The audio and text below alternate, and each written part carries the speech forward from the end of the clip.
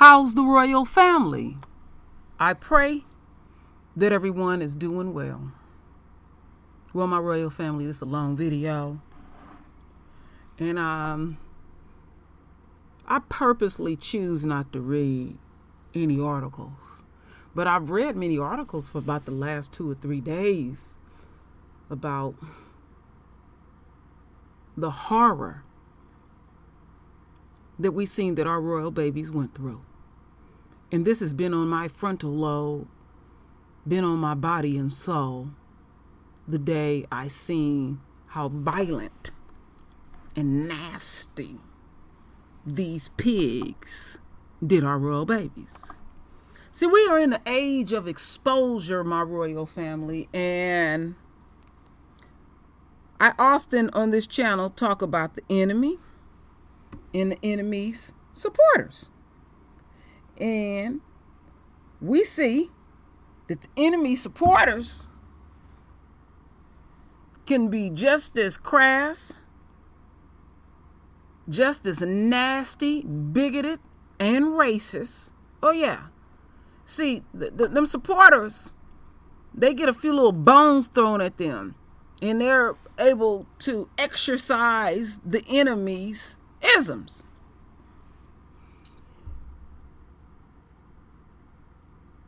This was hard to watch because I have 4 royals. My oldest, she's 38. The next one is 32. Shit, I don't even know the other ages. I think 30 and 22 or something. Shit, I forget after. Y'all can laugh if y'all want. But I put it to you like this. One of my royals, and I'm not going to give up which one. I'm not going to tell you if it's male or female. The youngest or the oldest has been affected by these pigs. Me and my family are dealing with some dynamics behind the scenes right now. To this day, it's been a little over 2 years, and one of my royals had a gun pulled on them and handcuffed, and they did absolutely nothing. They just happened to be in a certain situation, and some situations went down. I'm gonna stay so coded because you'll never be able to crack the code with this. And so I watch my royal be affected. And so when I'm watching these 2 royals that y'all see in a bit, it's making me go, damn. I can see where they are affected even more, even after 2 years. This child will never give me no problems. Now this child is dealing with a lot. And all these events that's going on, this child tries their best to not partake in society. See, the ultimate goal is to damage you. And these 6 niggas up here felt like once they, put on that little badge, put that little gun around their waist, they felt like they was a part of something. Well, y'all gonna be dealt with. Anybody, again, anybody. It ain't just the enemy, it's the supporters too, that even think about harming us. You're going to be dealt with instantly. You see how the karma is now, my royal family? Instantly. Now, it was some things I had heard on Roland Martin's channel that I'm going to play. And then I'm going to play, and y'all going to hear these royals' voices that was quite deep. So I'm going to start this first video. And I got it to where it need to be. And keep in mind, our royal son said once he was handcuffed and went through all that trauma, he got stitches and tased and a broke wrist, I think. that one of the black cops punched him in the head over 10 times when he was arresting him, when nobody wasn't looking, on top of that. All right? So let's get into this.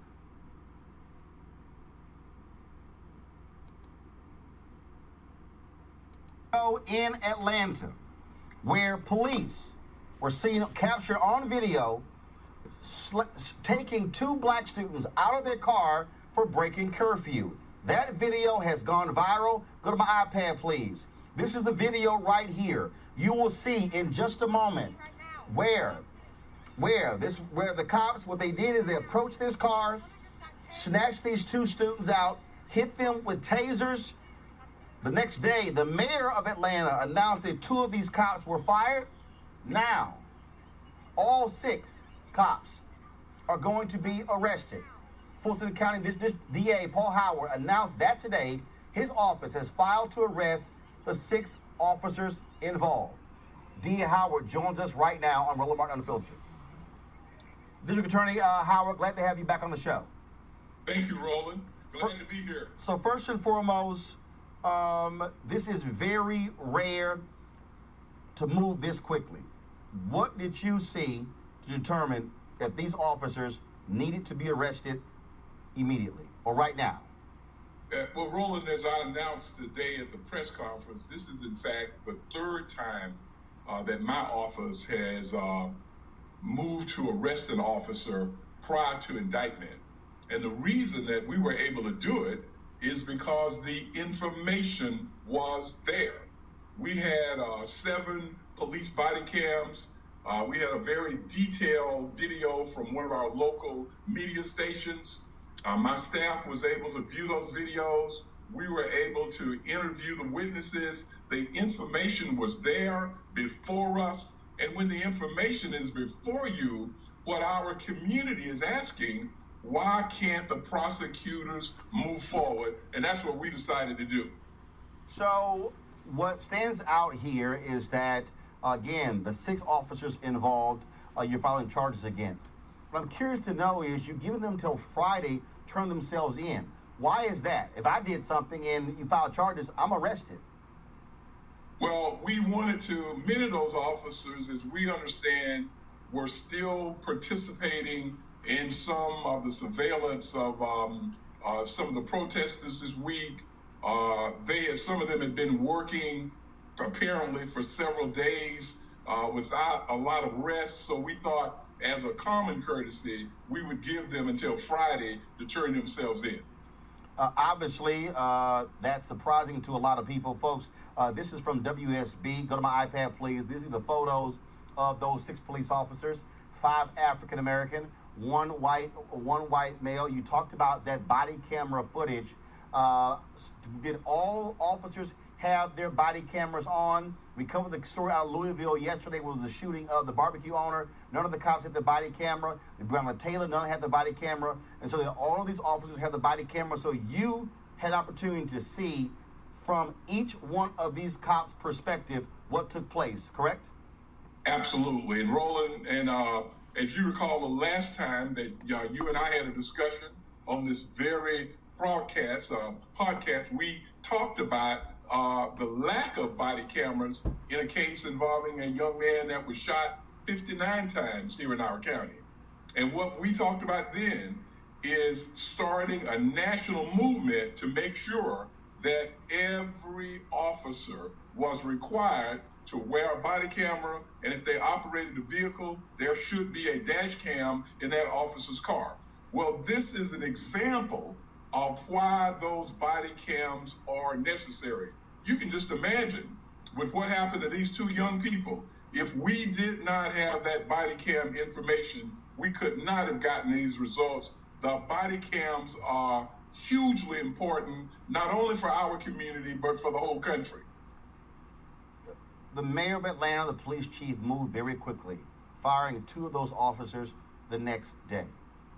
Now you have a total of 6 who are going to be arrested. What message does this send to cops right now in Atlanta, but also across the country, who are engaged in activity against protesters trying to enforce curfews? What message should they gain from this? what I am hoping that police officers will understand, that if they are violating the law, then there will be consequences. Roland, this is a feeling that many people in our community express, and I know that you've heard it all around the country, but what people believe is that nothing will ever happen to these officers. And that's really backed up by the statistics. In 10-year period between 2005 and 2014, 10,000 citizens were killed by policemen in our country. Only 153 of those cases were they ever prosecuted. So that feeling is based upon statistics, a fairly legitimate feeling.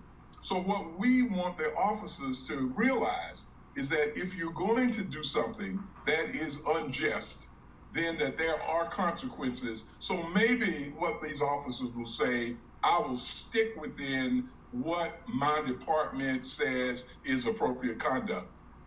We showed the video the other day. They were arresting in Seattle. They were arresting a young white kid. And while they were arresting him, one of the officers had his knee on the kid's neck. Protesters were yelling, "Get your knee off of his neck." And the other officer who was trying to arrest him grabbed his partner's knee and shoved it off of his neck to his back. What that said to me also was that when you are an officer and you are in the middle of engaging someone, you need to be also be mindful of what the fellow officer is doing. And so doesn't this also say that fellow cops need to check one another? At no point, and again, you've seen the body cam, did at any point did one of those cops say, "Hey guys, back off, this is too much"? It appeared to me as if they were all just converging on that car. Well, Roland, your insight is so great because, and this is something that is not known to the public, on one of the videos, the body cams, we were able to see across from the passenger side of the vehicle to the driver's side. At the driver's side, one of those officers had a gun in his hand. So we then saw another officer's video, and that same officer was the officer who drug the Morehouse student out of the car.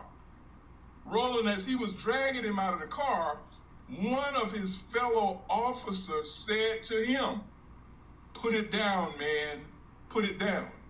You could not see the object from that videotape, but when you were able to see the second videotape from across the car, what you were able to see that it was a gun. And his fellow officer said to him, "Put it down." You're exactly right, Roland, because the responsibility is not just with the single actor. It is the responsibility of all of those officers there to make sure that things are under control and that they are lawful. I'm playing the video right now, and literally what I don't understand is that the car wasn't speeding, the car wasn't going fast, they stopped, and I'm literally watching them surrounded what appears to be about 20 police officers. One car. I'm looking at the young man and the young woman inside. They're not fighting them. And I'm just trying to understand, it took that many cops for one car? Well, Roland, let me tell you, I've watched this video dozens of times, trying to figure out what was going on, what got these officers so upset. I don't know whether or not you were able to see it from the video shot that you're watching, but at the very beginning of the incident, when this young couple was simply riding along the street, they had planned to get something to eat in downtown Atlanta. They were caught up in the traffic. They weren't even involved in the protest at all. And then I'm seeing one. Then I'm seeing one guy. He's puncturing the tires. Right. He's punching the tires, and it grew out of the fact that on the outside of the car, another young student from Morehouse was standing on the outside of the car, and the police came and they grabbed him. And when they did, this young man started crying like a young child. And the driver of the car, Messiah Young, asked the policeman, could you just let me put him in the car? He begged him. He said, hey, why don't you just let the guy let him get in my car? The policeman seemed to take offense at his continuing to ask them to release this young man so that he could get in the car. So you're correct. As the car starts to move, there's no place for the car to go. It's hemmed in by the traffic. And why do you need all of these officers with these two young people? One of them, the young lady, Tanaya Pilgrim, was never even charged with any offense during this whole period. So she was tased, she was pulled out of her car, put in detention, and never even charged with any kind of offense. That is that's stunning, that's shocking, and certainly, and unfortunately, the point that we always make. Those two people, they now are going to have that traumatic experience for the rest of their lives. Well, Roland, I'm going to tell you that video is very difficult to watch. I had seen it several times, but today we displayed it on a large Mondo board, and just watching it, I couldn't help but feel her terror when these officers were trying to yank her out of the car.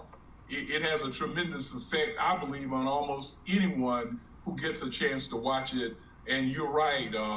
I hope that these two young people can move forward normally, but that is a very terrible consequence to try to figure out how to get beyond. And the last thing, that gun out, luckily nothing happened, but the reality is somebody could have died. And these are what you're charging them with. These are the type of incidents that spark protest, that spark what's happening out in the streets right now across America.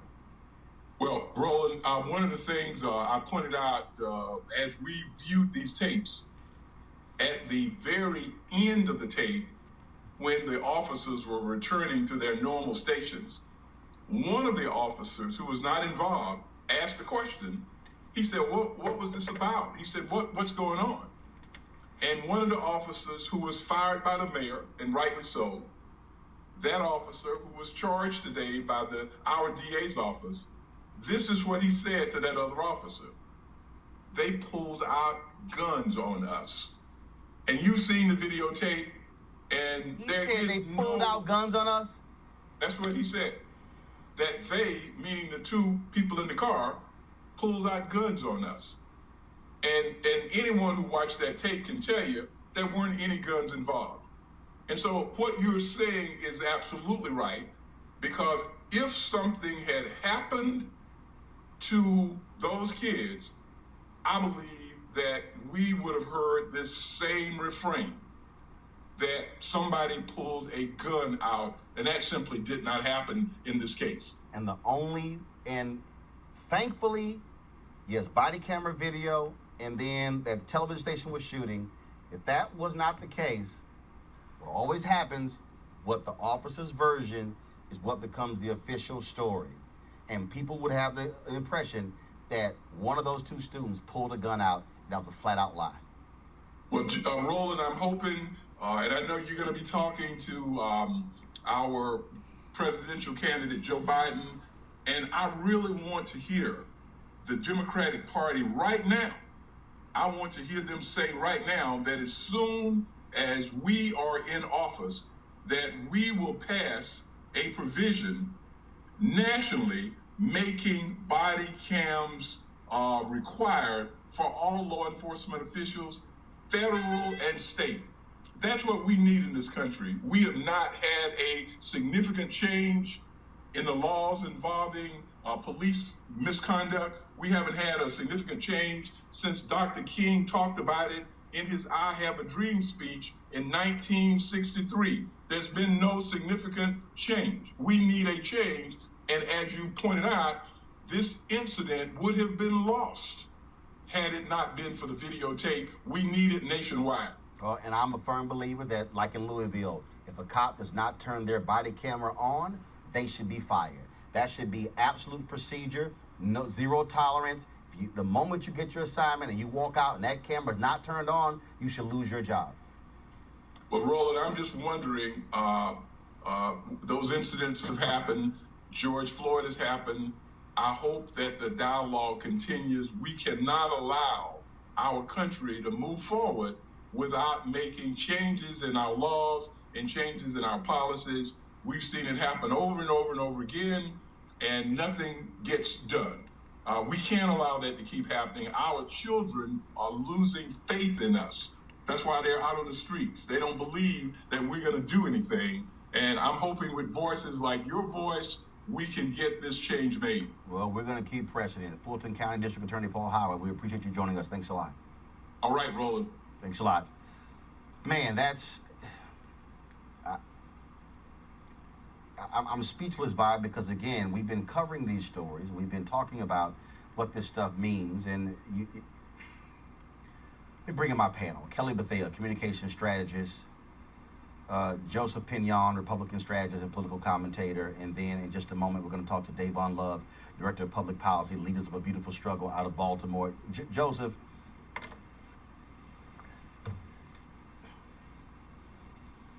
there are no words.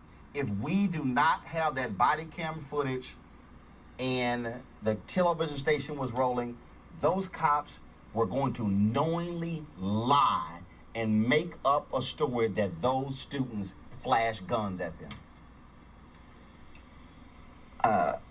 I mean, I'm about as speechless as you are.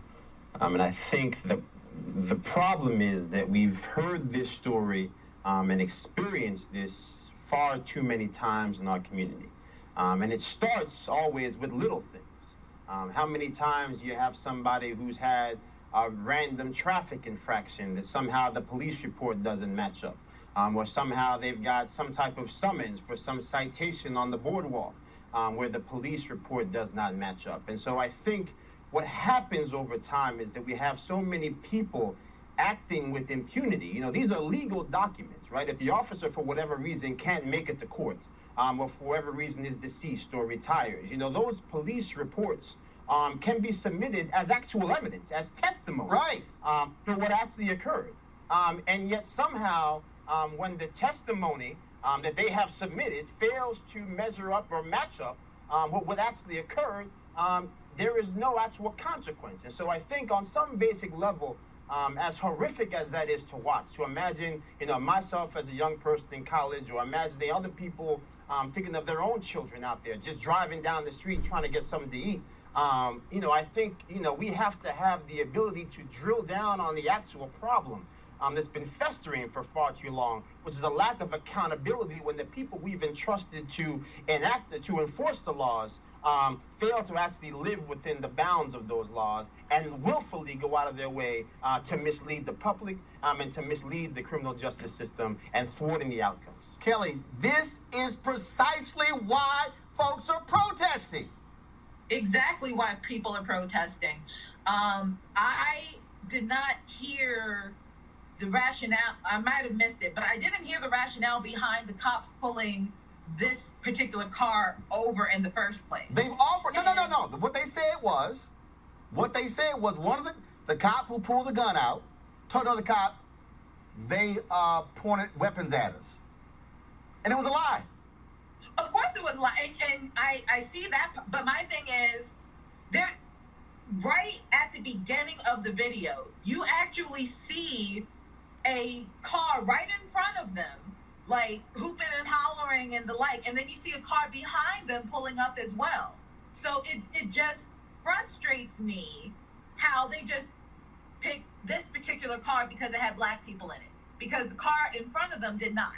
And if you see that in the footage. So when people are protesting and the like, this isn't just about white officer, right? This is about police enforcement in general. This is about police brutality in general, because you can still uphold whiteness and be black.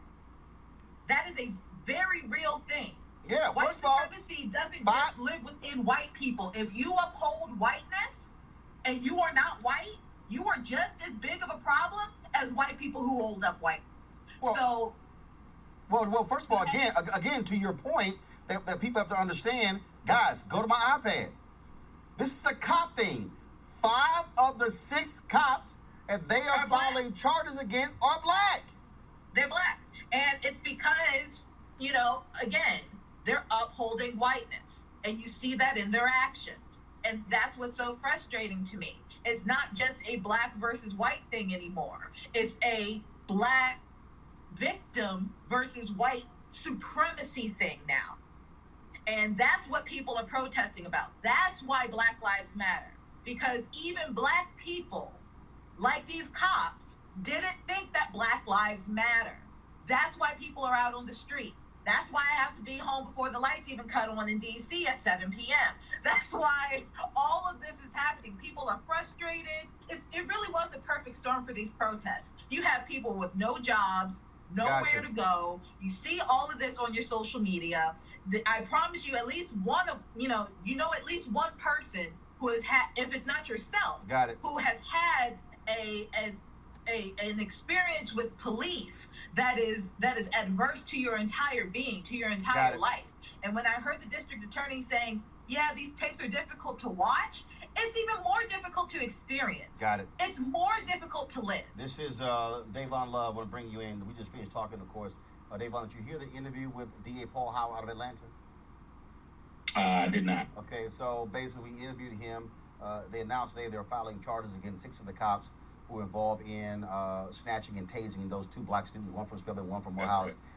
And what he said in the interview that with the body cam footage they saw, they were going across the car. One of the cops on the driver's side had his gun pulled, and one of the other officers said, "Put the gun down." And then later, the guy who pulled his gun, another cop said, "Why did y'all stop the car?" And he said, "Because they pointed guns at us." That was a lie. And it goes to show you how cops, I keep telling people, they will make up a lie in a heartbeat to save their ass. And if there was no body cam footage and their TV station was not shooting, their version of the story would be considered infallible. Right. I mean, I think that's part of, when you think about the culture of policing, like I think what a lot of the mainstream public is now getting a taste of is the extent to which law enforcement, the policies that govern policing, allow them to know in many cases that when they lie, they won't get caught. So for instance, you think about, the Law Enforcement Officer Bill of Rights. There are about 16 states that have those, Minnesota being one of them. And in many of those agreements, what you have is that officers, when they've alleged to have engaged in brutality, they have a certain amount of time. And Maryland used to be 10 days, now it's 5 business days before they have to make a statement on the record.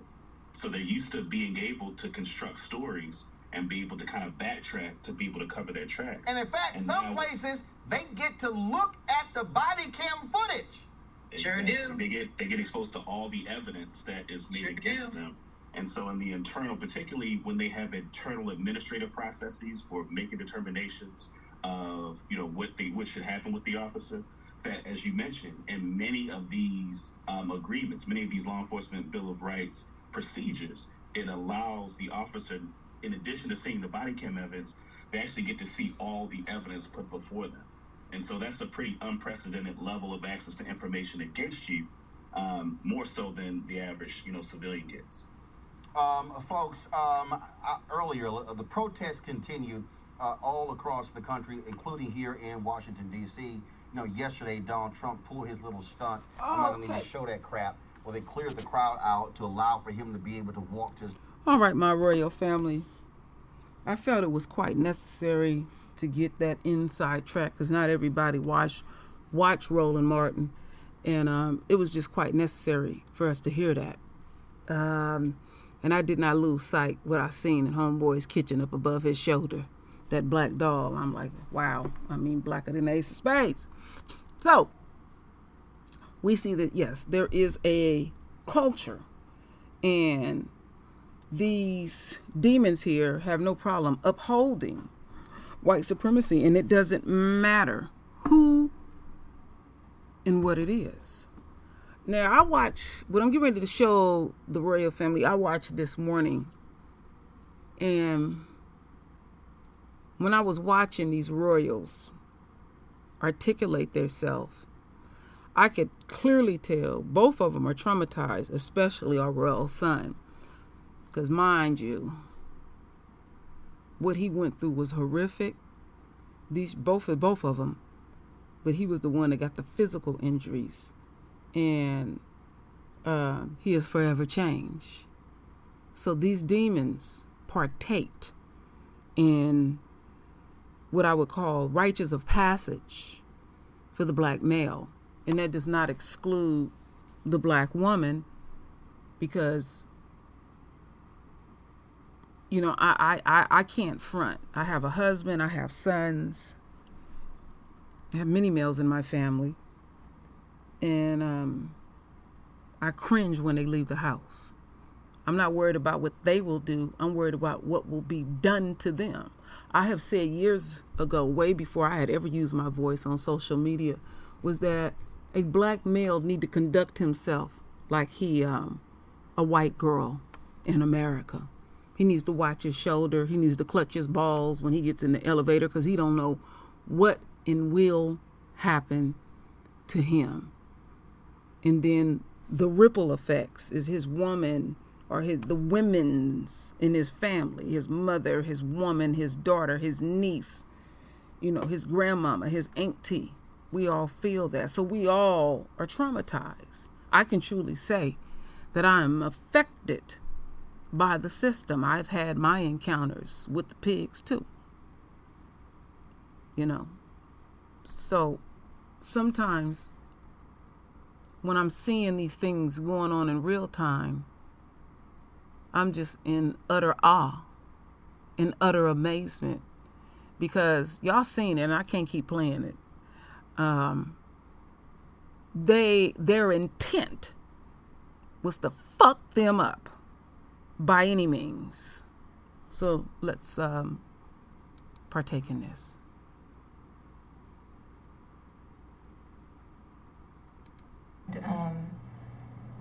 They just terrify me. It's like literally in the moment, you know, I literally think this is the end, and then rewatching the videos, you see, I guess you just see why I had the fear in me. Like it was so uncalled for and just so unexpected.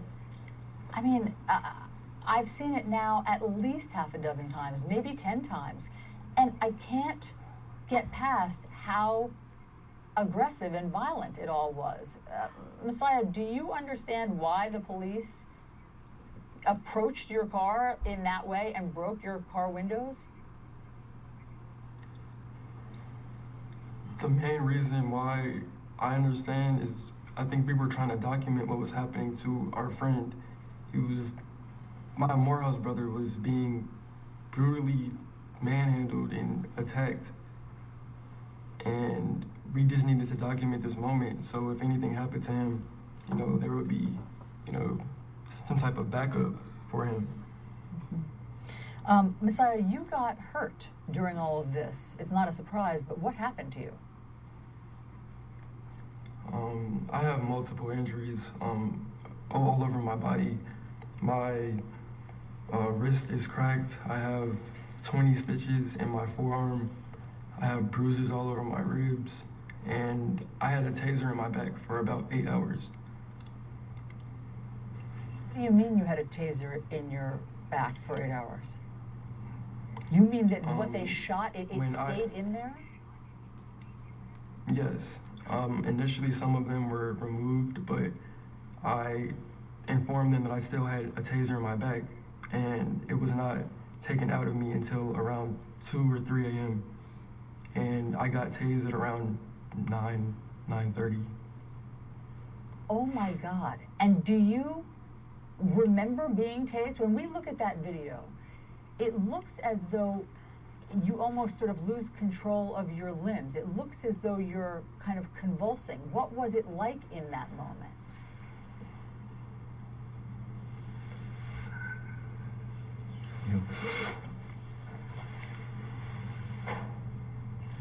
It's probably one of the hardest moments that I've had to face in my life.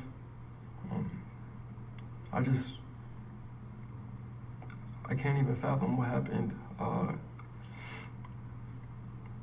At this point, I'm just so far gone. It's like I'm trying to remove myself from that situation, but it's really hard to cope with. Yeah, I'm sorry, Messiah. I don't want us to, re-traumatize you. I understand that you guys are still really raw from all of this. And Tanaya, I've read that you said that you just didn't know that you were going to survive that night. I mean, what happened when the cops came up? Did you think that you might be killed? Yes, I thought I might be killed. And the reason I thought that is because there was nothing like done that was not right. So when they're coming up to the car, I'm just thinking, like, what could we have done? You know what I mean? Like, what could we have done to cause this? And when I think in my mind, when I realize we haven't done anything, you know what I mean? Like, nothing really warranted this. So after I realized none of this really had a reason, I was just thinking, okay, this is the end. Like, this doesn't have a reason, so I can't really justify or think about, are we going to, you know what I mean? It's just like, yeah, we are. This doesn't have a reason, and if this attack happened, I mean, I didn't really understand what other reason could have been. I was just confused with the whole situation. Thought it was over. Of course you were. Of course you were. Messiah, is it true that you said to the cops, you yelled at the cops, "I'm not dying today"? That's really was my whole mentality. Once they approached the car, they literally swarmed the car, and I just was shell-shocked.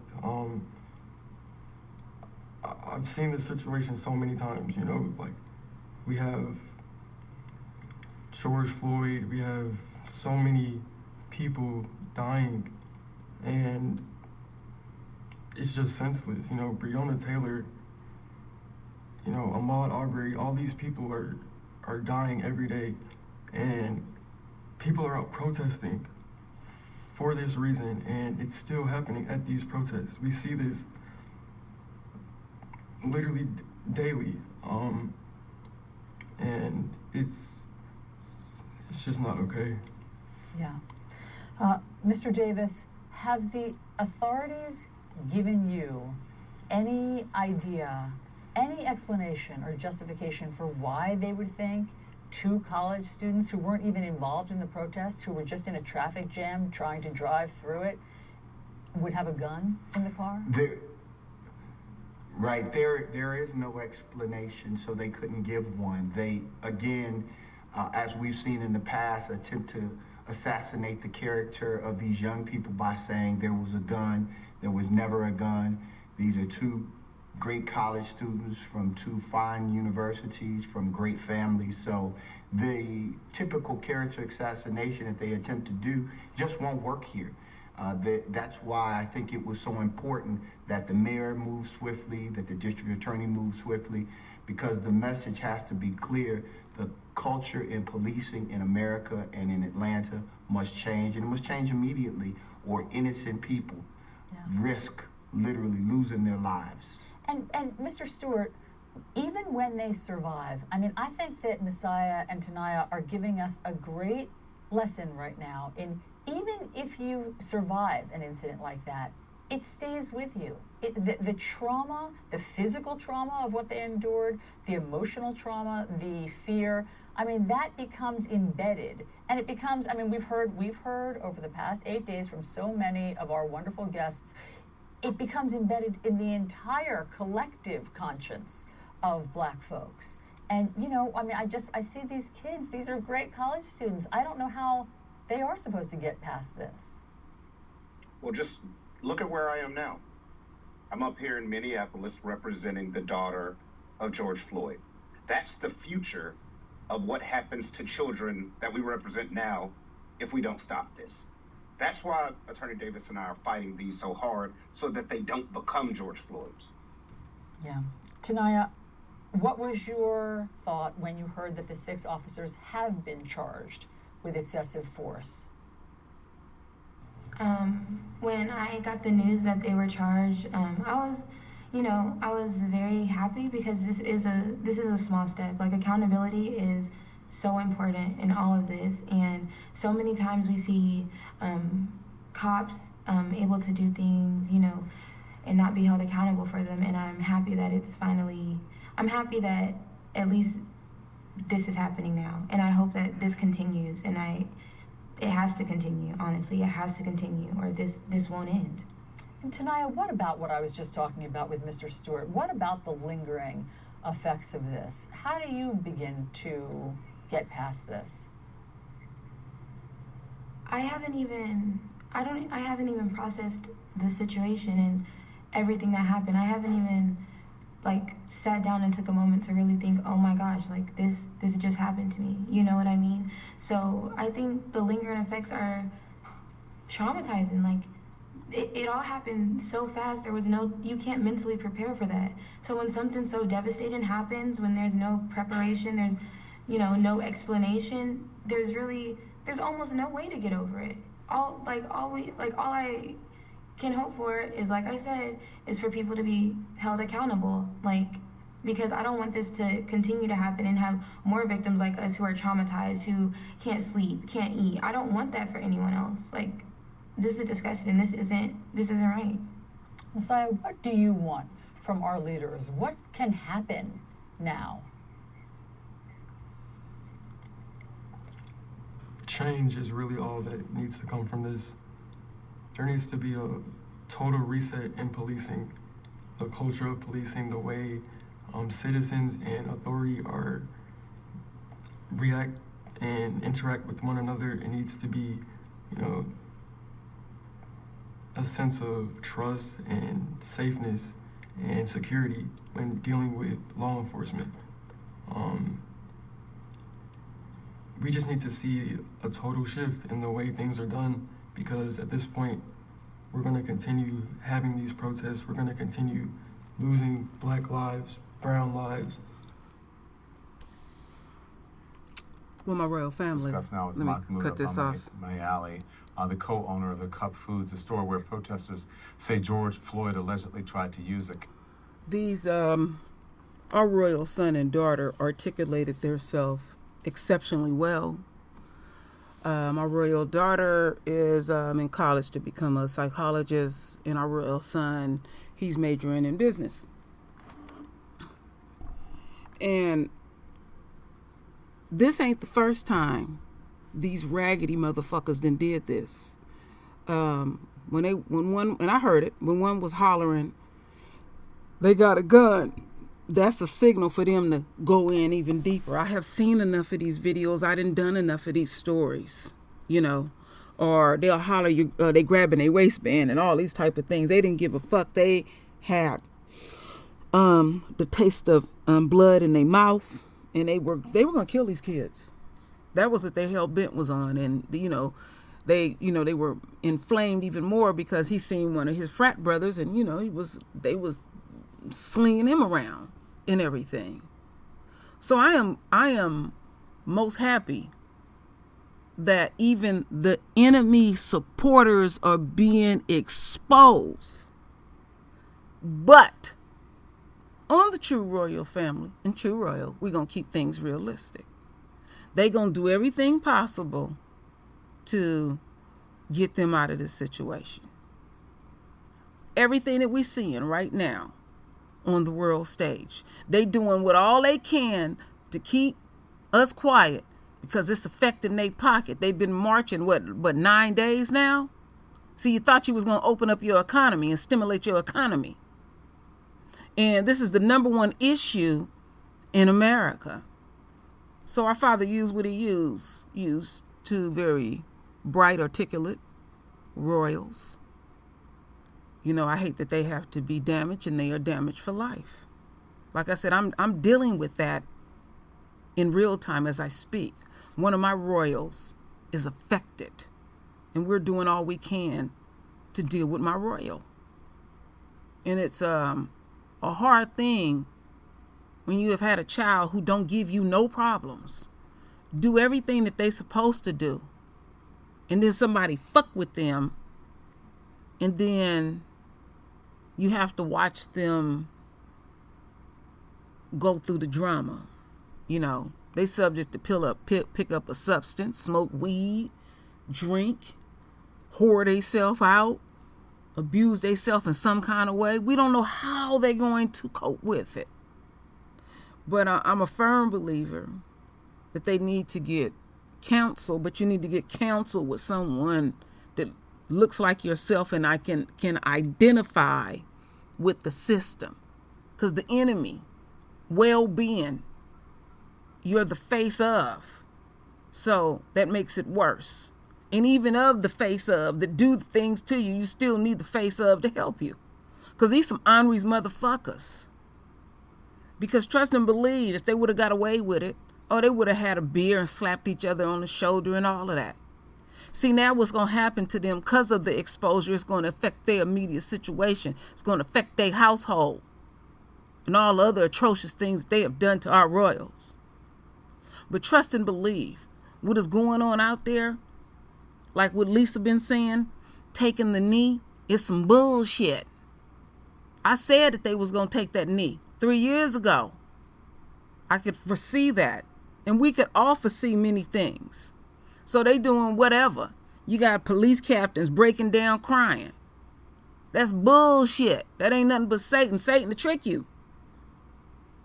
You know? Remember what Satan did to the Messiah. Came to him as an angel in light. So, you know anything, they dangling in thy face that's shiny is swine. But I this was on me. I was literally in my sleep thinking about them. So when you're an empath, you can't shut some of this shit off. And I just hurt for them. And I was looking at the violent manner, how they was getting down with them. I mean, they didn't give a damn. They was going to fuck them up. So I thank you, Father, for sparing them so the world could see how the enemy and truly the enemy supporters really get down. But I ain't going to be fooled by none of this. Now, tomorrow, my royal family, we're going back to Mr. Aubrey. They're going to have that little hearing. I ain't forgot about shit. Even though I ain't been doing a bunch of videos, I ain't forgot about shit. So when I come with intensity. I come with the realness. I come with the fire. Royal smoke and royal fire is here to stay. Continue to elevate my royal family. We can't go back to the old thinking. We're elevating, even though it may not seem like it. We're elevating. So I need you and you need me to get out of that old thinking, because we're regaining and we are reclaiming our throne, and we're put in leadership positions. But only deal with your immediate situation. I've been saying it from day one. The very people that you can collectively reach out and touch in your individual household. So, you don't have to worry about anything over here. Anybody that's new to the True Royal family or True Royal, I'm subject to do an update, 5 or 6 updates on one story. So you don't have to worry about that. Because I'm only doing, not only, I do it for the royal family, but I do videos how I like to visualize them. But I just felt, what's the purpose of reading all these numerous articles? Let me speak from thy heart. So this is what I need you to do, my royal family. Render your voice with your beautiful divine words. And as always, my royal family, I thank you for your love. I thank you for your support. And with that said, Ashe.